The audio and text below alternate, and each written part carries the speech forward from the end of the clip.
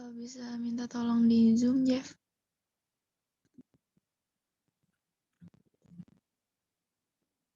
Bentar ya.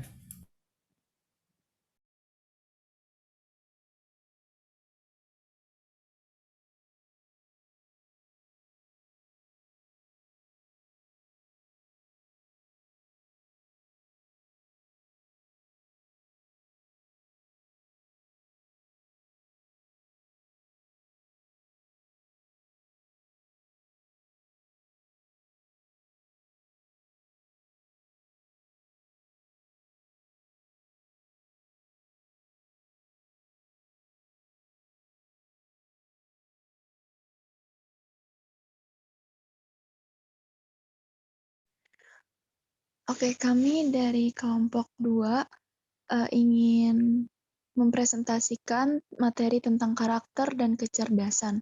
Sebelum kami mempresentasikan materi ini, sebelumnya kami akan memperkenalkan diri terlebih dahulu.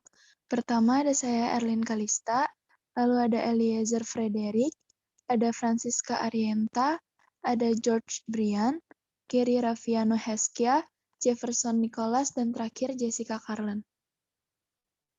Next slide. Lanjut. Oke, karakter menurut para ahli. Yang pertama menurut Maxwell. Karakter merupakan pilihan yang dapat menentukan sebuah tingkat kesuksesan seseorang. Lalu yang kedua ada Sumarno Sudarsono. Nilai yang telah terpatri di dalam diri seorang melewati pengalaman, pendidikan, pengorbanan, percobaan, serta pengaruh lingkungan yang lantas dipadu-padankan dengan nilai-nilai yang terdapat di dalam diri seseorang. Lalu yang ketiga ada Doni Kusuma. Pengertian karakter ini adalah sebuah gaya, sifat, ciri, maupun karakteristik yang dimiliki seseorang yang berasal dari pembentukan ataupun tempaan yang didapatkannya melalui lingkungan yang ada di sekitarnya. Next slide.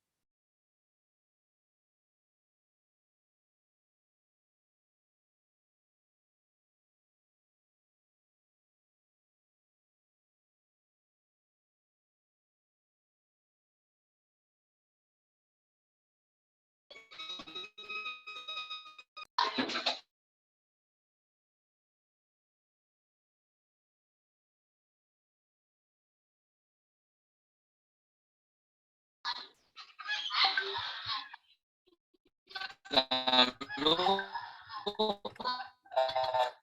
bagaimana karakter itu terbentuk karena lingkungan di mana seseorang berada di misalnya itu berada di keluarga, sekolah, lingkup pertemanan, tempat kerja, ataupun maupun masyarakat setempat. Menurut lifestylekontan.co.id, aspek terbentuknya karakter seorang itu terdiri dari yang pertama itu 60% berasal dari keluarga atau rumah. Yang kedua, 25-30% dipengaruhi oleh satuan pendidikan. Yang terakhir itu 10-15% merupakan pengaruh masyarakat sekitar. Selanjutnya saya akan membahas jenis-jenis karakter menurut para ahli. Di kelompok kami mengambil dari Hippocrates, Galilius, dan C.G. Chung. Yang pertama dari Hippocrates dan Galilius, mereka mengumpamakan ada 4 tipe karakter, yaitu sanguinis, koleris, melankolis, dan pragmatis. Keempatnya memiliki ciri-ciri yang berbeda, seperti sanguinis, tipe kepribadian ini ditandai dengan adanya sifat yang hangat, bersemangat lincah, meluap, dan individu yang menyenangkan. Seseorang yang memiliki kepribadian ini lebih mudah terpengaruh dan mudah dimasuki oleh pikiran serta perasaan yang meledak-ledak. Lalu ada koleris, di mana tipe kepribadian ini biasanya akan tampil lebih hangat, aktif, serba cepat, berkeinginan keras, dan cukup independen. Mereka akan cenderung lebih tegas dan memiliki kepribadian yang keras. Selain itu, mereka juga mudah dalam membuat suatu keputusan bagi diri sendiri dan orang lain. Mereka tidak memerlukan gerakan dari luar. Lalu ada melankolis. Orang yang memiliki kepribadian melankolis akan cenderung lebih suka berkorban, Tipenya perfeksionis, analisis, dan memiliki sifat emosi yang cukup sensitif. Lalu ada pragmatis, di mana kepribadian pragmatis yaitu seseorang yang hidupnya terlihat cukup tenang, gampangan, dan tidak pernah merasa terganggu dengan orang lain. Oleh karena itu, mereka hampir tidak pernah marah. Mereka adalah orang yang memiliki sifat yang mudah bergaul dan paling menyenangkan. Lalu ada dari Si Ji Chung, ia mengemukakan ada tiga kepribadian, yaitu extrovert, introvert, dan ambivert. Extrovert. Tapi kepribadian yang satu ini biasanya dimiliki oleh orang yang perhatiannya diarahkan keluar diri sendiri.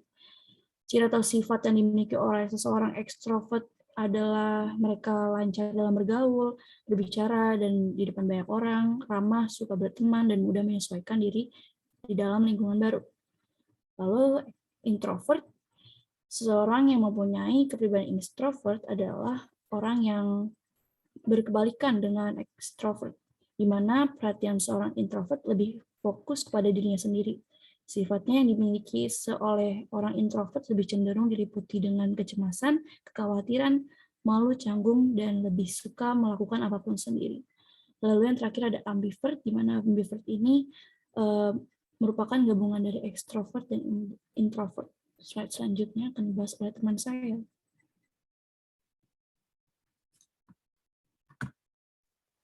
Yang selanjutnya kita akan membahas tentang kecerdasan.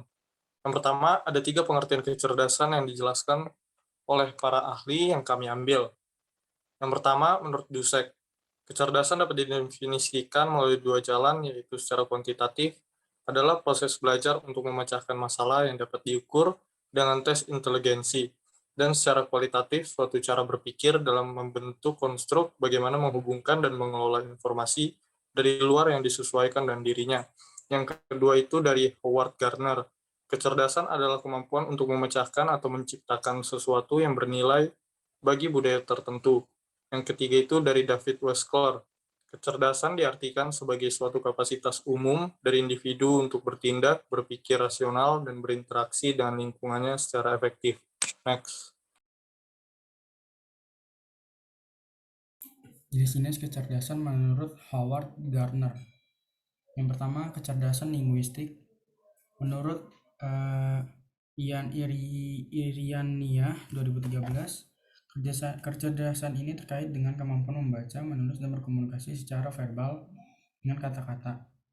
Kecerdasan linguistik menurut Armstrong adalah kemampuan untuk menggunakan kata-kata secara efektif, baik lisan, misalnya sebagai seorang pendongeng atau polisi, maupun tulisan, misalnya penyair, penulis naskah drama, editor, atau jurnalis.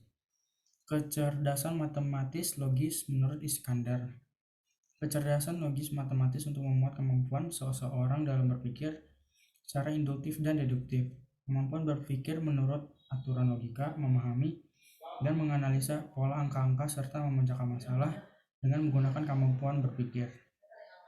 Yang ketiga, kecerdasan spasial. Menurut Iskandar, kecerdasan spasial memuat kemampuan seseorang untuk memahami secara lebih mendalam hubungan antara objek dan ruang. Kecerdasan spasial juga sering disebut kecerdasan visual spasial. Kecerdasan spasial adalah kecerdasan yang dimiliki oleh seseorang yang mengartikan suatu gambar, lukisan, peta, dan puisi yang tersirat. Yang keempat ada kecerdasan kinestik jasmani. Kecerdasan kinestik adalah kemampuan menyelaraskan pikiran dengan badan sehingga apa yang dikatakan oleh pikiran akan tertuang dalam bentuk gerakan-gerakan badan yang indah, kreatif, dan mempunyai makna. Menurut Iskandar, kecerdasan kinestik memuat kemampuan seseorang untuk secara aktif menggunakan bagian-bagian atau seluruh tubuhnya untuk berkomunikasi dan memecahkan berbagai masalah. Yang kelima, kecerdasan musikal. Kecerdasan musik memuat kemampuan seseorang untuk peka terhadap suara-suara nonverbal yang berada di sekelilingnya. Kecerdasan musikal adalah kemampuan mempersiapkan, membedakan, dan mengekspresikan bentuk-bentuk musik. Yang keenam, kecerdasan interpersonal. Menurut Iskandar, kecerdasan intrapersonal merupakan kemampuan seseorang untuk peka terhadap perasaan dirinya sendiri. Gardner dalam Muhammad Yaumi dan Nurdin, intrapersonal adalah pemahaman terhadap diri sendiri dan kemampuan untuk bertindak berdasarkan pengetahuan seseorang. Kecerdasan ini mencakup kesadaran akan kekuatan dan kelemahan diri, kesadaran akan suasana hati, motivasi, temperamen, dan keinginannya. Yang ketujuh, yang kedelapan, kecerdasan naturalis. Menurut Iskandar, kecerdasan naturalis merupakan kemampuan seseorang, siswa, atau peserta didik, guru, untuk peka terhadap lingkungan alam. Gardner dalam Muhammad Yaumi dan Nurdin, naturalistik memiliki keahlian dalam pengenalan dan pengklasifikasikan spesies di lingkungan sekitar. Kecerdasan ini mencakup kepekaan terhadap fenomena alam dan membedakan objek tak hidup. Kecerdasan majemuk dalam pelajaran yang terakhir. Pertama, kecerdasan majemuk adalah suatu kemampuan berpikir yang terdiri dari beberapa bagian dan merupakan satu kesatuan yang dimiliki oleh seseorang. Kedua, kecerdasan majemuk adalah kemampuan seseorang untuk menyesuaikan diri dengan situasi baru dan belajar dari pengalaman. Selanjutnya akan dibahas adalah analisis terkait pertanyaan apakah karakter berkaitan dengan kecerdasan. Menurut hasil penelitian yang dilakukan oleh Harvard University Amerika Serikat, membuktikan bahwa karakter seseorang dapat mempengaruhi kesuksesan seseorang. Kesuksesan seseorang tidak ditentukan semata-mata oleh pengetahuan dan kemampuan teknis, yakni hard skill saja, tetapi lebih oleh kemampuan mengolah diri dan orang lain, atau soft skill. Penelitian ini mengungkapkan bahwa kesuksesan hanya ditentukan sekitar 20% oleh hard skill dan sisanya 80% oleh soft skill. Bahkan orang-orang tersukses di dunia bisa berhasil dikarenakan lebih banyak didukung kemampuan soft skill daripada hard skill. Selanjutnya itu, pendapat kami juga didukung oleh para ahli, yakni Sumarno Sudarsono, yang mengatakan bahwa nanti karakter yang sudah terbentuk tersebut akan mengarah pada nilai intrinsik yang bisa saja mengarah pada kecerdasan. Beliau mengatakan bahwa kecerdasan yang merujuk pada karakter terlihat dari daya juang yang melandasi setiap perilaku dan pemikiran seseorang. Nah, berdasarkan dari hasil penelitian dan para ahli itu, menurut kelompok kami, karakter berkaitan dengan kecerdasan. Karena karakter merupakan suatu ciri atau karakteristik seseorang yang belum tentu dimiliki oleh orang lainnya. Karakter seseorang dapat terbentuk dari suatu interaksi yang dimiliki antar individu, individu dengan kelompok, atau antar kelompok dalam suatu lingkungan. Sedangkan kecerdasan merupakan kemampuan manusia untuk belajar dalam membuat keputusan dan menyelesaikan suatu permasalahan.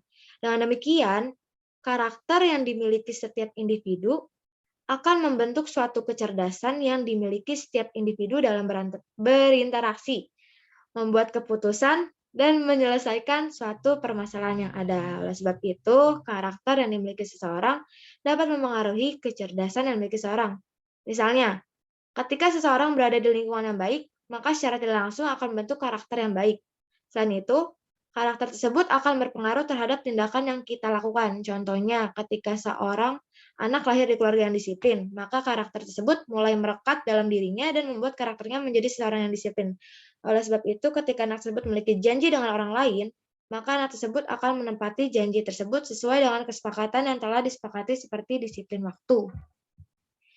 Demikian presentasi dari kelompok kami. Apabila yang ingin dipertanyakan, kami persilahkan. Terima kasih.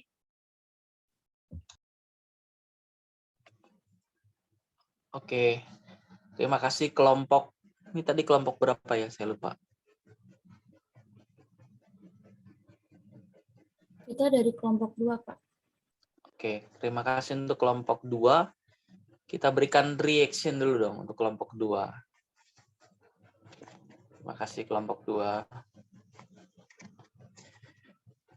Ya, jadi kesimpulannya apa? Kecerdasan itu berkaitan dengan karakter apa enggak?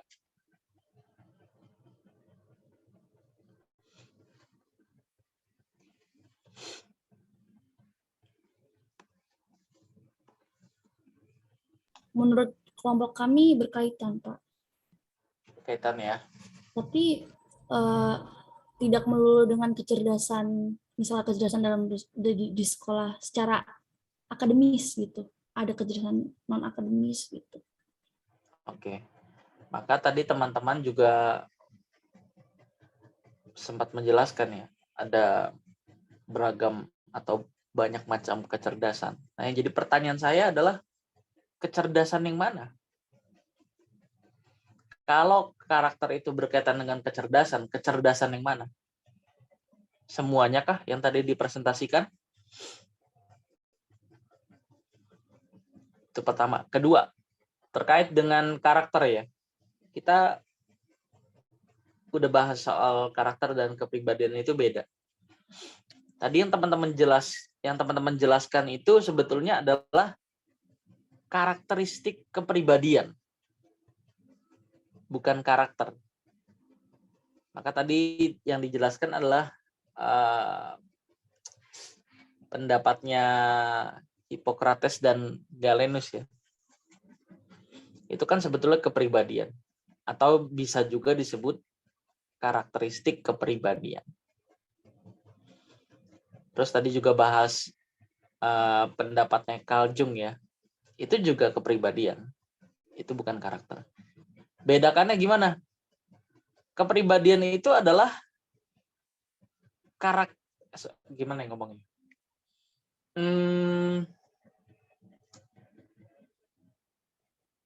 Kepribadian itu bisa juga diartikan sebagai karakter bawaan. Gampangnya begitu. Kepribadian itu karakter bawaan, sifat dasar yang dimiliki manusia, yang cenderung permanen, nyaris tidak bisa diubah. Misalnya, kalau kita pakai pendapat Carl Jung tadi ya, orang yang ekstrovert sejak lahir, dia nggak bisa jadi introvert. Nggak bisa tiba-tiba langsung jadi introvert atau memang berubah jadi introvert. Kalau kasusnya karena dia trauma atau mengalami satu kejadian yang berat, yang membuat mentalnya itu down, itu bisa. Tapi itu bukan berubah kepribadiannya, bukan dari ekstrovert ke introvert, tapi lebih ke trauma. Bahkan lebih ke gangguan jiwa ya, atau mental. Itu nggak bisa dibilang introvert. Karena introvert itu sendiri adalah bawaan. Orang yang introvert juga nggak bisa jadi ekstrovert. Tapi dia bisa menyesuaikan diri. Dia bisa kok cerita ke teman, dia bisa kok heboh, tapi ke teman yang udah dianggap deket, yang dia percayai. Nah, itu penting. Penting untuk tahu bedakan karakter dan kepribadian. Kalau karakter itu adalah sesuatu yang memang dibentuk dari kita kecil sampai kita dewasa atau bahkan sampai kita tua nanti, itu karakter. Sesuatu yang dibentuk itu namanya karakter. Tapi karakter bawaan itu disebut kepribadian. Sifat dasar yang dimiliki oleh manusia. Nah kan yang jadi pertanyaannya kan apakah karakter yang dibentuk itu berhubungan dengan kecerdasan? Kalau iya, kecerdasan yang mana? Jadi ada dua masukan ya buat teman-teman ya. Sekaligus ini jadi pertanyaan. Yang pertama tadi adalah soal kecerdasan. Kecerdasan yang mana nih yang mau dikaitkan dengan karakter? Yang kedua adalah soal tadi ya. Yang teman-teman bahas ini bukan karakter tapi kepribadian. Atau juga dapat atau dalam arti lainnya adalah karakter bawaan. Kalau karakter itu adalah sesuatu yang dibentuk, kebiasaan. Tapi kalau kepribadian itu adalah karakter bawaan, sifat dasar yang dimiliki oleh manusia. Memang ada dua pendapat, ada yang mengatakan kepribadian itu bisa diubah, bisa enggak. Tapi kalau saya lebih setuju kepribadian itu nggak bisa diubah, dipengaruhi bisa. Jadi karakter dasar ini yang merupakan bawaan. Misalnya koloris, orangnya ambisius ya, memang dia ambisius. Sanguin, dia orangnya ingin jadi pusat perhatian ya, memang karena dia sifat dasarnya begitu. Terus apa hubungannya karakter dengan kepribadian? Kalau orang karakternya bagus, kepribadiannya pasti bagus, pembawaannya bagus. Misalnya koloris. Koloris itu kalau nggak bertemu dia ngebos. dia menggurui, susah diajak kerjasama, maunya mimpin, nggak mau dipimpin, nggak mau dikritik dia. Nah, ini karakter ya. Sementara kepribadian juga mempengaruhi karakter. Jadi karakter mempengaruhi kepribadian, kepribadian juga mempengaruhi karakter. Jadi bawaan kita ini mempengaruhi kita sebetulnya. Orang yang melankolis nggak mungkin dia nggak perfeksionis. Pasti perfeksionis. Pasti dia punya bawaan yang analitis ya. Dia suka menganalisa. Itu bawaan. Atau pragmatis, dia yang nggak suka banyak ngomong, nggak suka ribut-ribut, tapi dia orangnya kreatif. Nah ini bawaan. Saya sering kasih ilustrasi ya. Karakter itu, kepribadian itu ibarat bahan dasar. Bahan dasar. Teman-teman nggak bisa nih ngerubah bahan dasar. Tapi teman-teman bisa memutuskan mau merubah bahan dasar ini menjadi apa. Mau menambahkan bahan dasar ini dengan apa. Nah, menambahkan dengan apanya itu yang disebut karakter.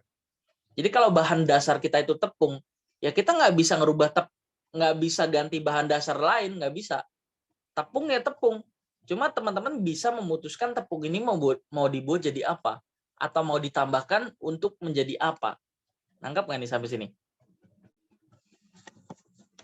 Bisa ditangkap nggak nih penjelasannya nih?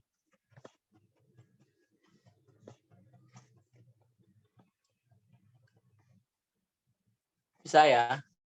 Oke, nanti minggu depan silakan, ini dicatat pertanyaannya tadi 2 tadi ya. Yang jadi masukan saya nanti silakan minggu depan dijawab ya, dicatat ya. Kelompok 2. Ada yang mau disampaikan dulu dari kelompok 2? Ada tanggapan sedikit?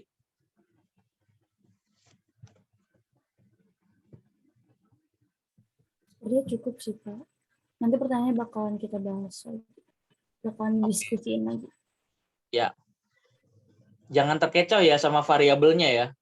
Kan kita udah belajar apa sih bedanya kepribadian dan karakter. Kepribadian personality, karakter.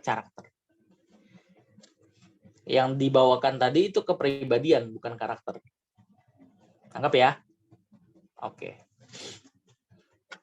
Oke, kita cukup pembahasannya sampai di sini. Kita lanjut lagi minggu depan.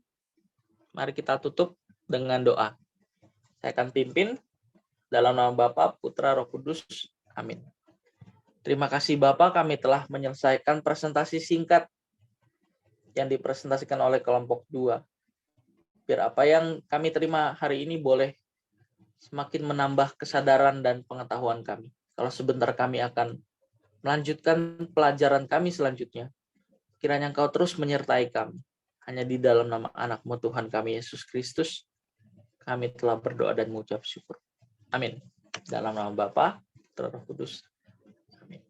Oke, terima kasih semuanya. Selamat siang, Tuhan memberkati.